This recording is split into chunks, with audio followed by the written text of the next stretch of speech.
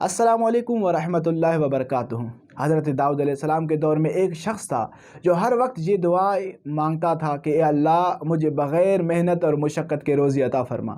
لوگ ان کو سمجھاتے تھے کہ آپ یہ کیسے دعا مانگ رہے ہیں، حالانکہ اللہ تبارک و تعالیٰ نے رزق کی دار و مدار محنت پر رکھا ہے، ہر کوئی محنت کر کے ہی کھاتا ہے۔ حضرت داؤد علیہ السلام بھی محنت کر کے ہی کھاتا ہے، وہ تو اللہ کا نبی ہے، اور آپ یہ دعائیں کیسے مانگ رہے ہیں؟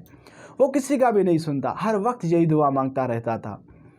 ایک دن اپنے گھر میں بیٹھ کر دعائیں مانگ رہا تھا، اس کے گھر کا دروازہ کھولا اور ایک گائے گھر میں داخل ہوا، تو اس نے سوچا کہ اللہ نے میری دعا کو قبول کیا ہے، تو اس نے اس گائے کو ذبح کیا، کسائی کو منگوایا، اس کو تقسیم کروا دیا خوشی میں کہ میری دعا قبول ہوئی ہے۔ اور گائے کا مالک اپنے گائے کو ڈھونڈتا ہوا اس کے گھر میں داخل ہوا اور اس کو پکڑا، اس کو کہا کہ آپ نے میرے گائے کو ذبح کیوں کیا؟ اس نے کہا ارے واہ، یہ تو میرا گائے ہے، اللہ تبارک و تعالیٰ نے مجھے رزق عطا فرمایا، ہر وقت میں دعا مانگتا رہتا ہوں۔ اس نے کہا کہ نہیں، یہ میرا ہے۔ باتوں باتوں میں جھگڑا ہو گیا۔ فیصلہ کے لیے حضرت داؤد علیہ السلام کے دربار میں پہنچ گئے۔ حضرت داؤد علیہ السلام نے گائے کے مالک سے پوچھا کہ کیا ماجرا ہے؟ انہوں نے کہا کہ اللہ کے نبی، میرا گائے گھر سے نکلا اور اس کے گھر میں جب داخل ہوا اس نے اس کو ذبح کیا اور کسائی کو بلوا کر اس کو تقسیم کروا دیا۔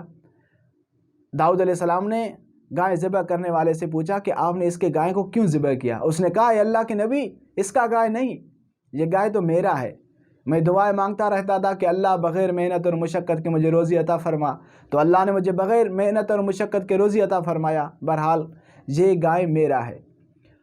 داؤد علیہ السلام نے کہا نہیں، آپ نے خریدا بھی نہیں ہے، آپ کا کوئی حق نہیں بنتا تھا اس گائے پر جس کو آپ نے ذبح کیا ہے، اس لیے آپ کو اس کا گائے اب لوٹانا پڑے گا۔ تو وہ رونے لگا کہ اللہ کے نبی، آپ بھی عام لوگوں کی طرح سوچتے ہیں، میں تو دعائیں مانگتے رہتا تھا، اللہ نے میری دعا کو قبول کیا ہے اور رزق مجھے دی ہے۔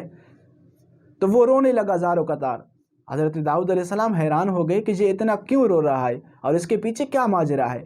تو داؤد علیہ السلام نے کہا کہ چلو ٹھیک ہے، آپ چلے جائیں، کل میں اپنا فیصلہ سناؤں گا۔ جب کل ہوا تو سارے لوگ آ کر حاضر ہوئے فیصلہ سننے کے لیے۔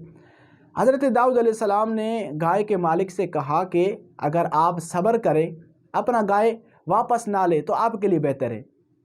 گائے کے مالک نے کہا اے اللہ کے نبی، میں اپنا گائے کیسے چھوڑوں؟ کل تک تو آپ میرے حق میں فیصلہ سنا رہے تھے، ایک ہی رات میں شریعت کیسے تبدیل ہو گئی؟ مجھے میرا گائے چاہیے۔ اور سارے لوگ سننے والوں نے کہا کہ ہاں، فیصلہ حق کا ہو، اس کا گائے ہیں۔ تو داؤد علیہ السلام نے کہا کہ اگر آپ فیصلہ حق چاہتے ہیں تو سنیں، آپ کا سارا ملکیت اور آپ کی اولاد، آپ کی دولت، سب کچھ، آپ کی بیوی، ان کے غلام ہوں گے اور آپ کی ساری دولت اس کا ہوگا۔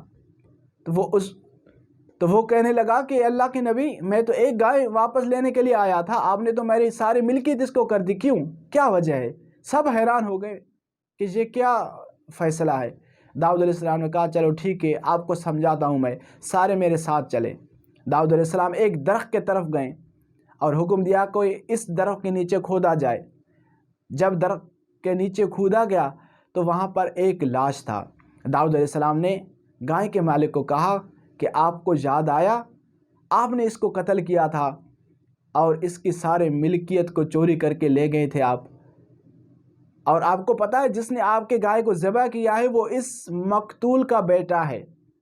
تو فیصلہ یہ ہے کہ آپ کا جو بھی ملکیت ہے، آپ کی اولاد اور آپ کی بیوی، کیونکہ آپ اس کے غلام تھے، آپ نے اس کو قتل کیا اور اس کی سارے ملکیت کو لے کر بھاگ گئے، تو آپ کی ساری ملکیت اب اس گائے ذبح کرنے والوں کو دیا جائے گا اور آپ کو اس کے باپ کے قتل کے عوض میں قتل کیا جائے گا۔ داؤد علیہ السلام نے حکم دیا اور اس گائے کے مالک کو قتل کیا گیا۔